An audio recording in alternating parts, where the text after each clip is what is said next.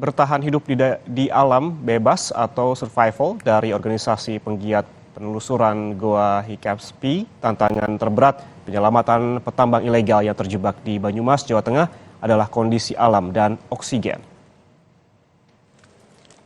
8 orang petambang emas yang terjebak di lubang galian di Desa Pancurendang, Kecamatan Aji Barang, Kabupaten Banyumas, Jawa Tengah sejak Selasa minggu lalu hingga kini masih belum bisa diselamatkan.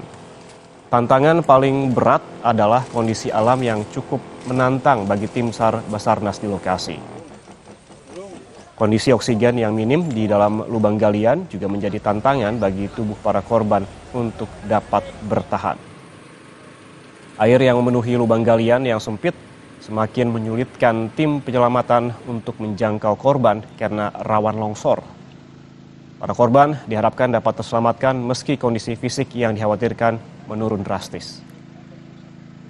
Jadi kalau dibilang menurut ilmu dari survival ya, kalau orang bisa bertahan tanpa makan orang itu bisa bertahan di 2 sampai 3 minggu.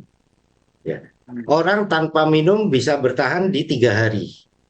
Tapi orang tanpa udara atau oksigen O2 itu maksimal di 3 menit. Setelah pas 3 menit dia sudah tidak bisa lagi. Ya sama seperti kalau kita berhenti napas atau kita mencoba untuk bertahan napas begitu. Kira-kira begitu. Itu posisi lubang tambang itu berada di pinggir sungai, Mas. Jadi benar-benar berada di pinggir sungai karena memang lokasi Mas biasanya memang di pinggiran sungai. Itu ada 2 sungai besar yang bertemu jadi satu. Jadi dia posisi lubangnya itu ada di pertigaan gitulah, pertigaan di pertemuan kedua sungai itu. Jadi kansnya untuk air itu mengalir, air masuk, air jebol masuk ke dalam lubang itu tinggi banget, Pak. Jadi kalau benar-benar airnya tidak kering, memang benar-benar tidak ada air, itu baru bisa dilakukan rescue, Mas. Itu satu. Belum tentu juga karena itu lubang galian atau itu lubang beda dengan gua, Mas ya. Itu lubang yang dibuat oleh manusia, Mas. Beda dengan gua yang terbentuk dengan alam. Jadi dia kokohnya itu beda.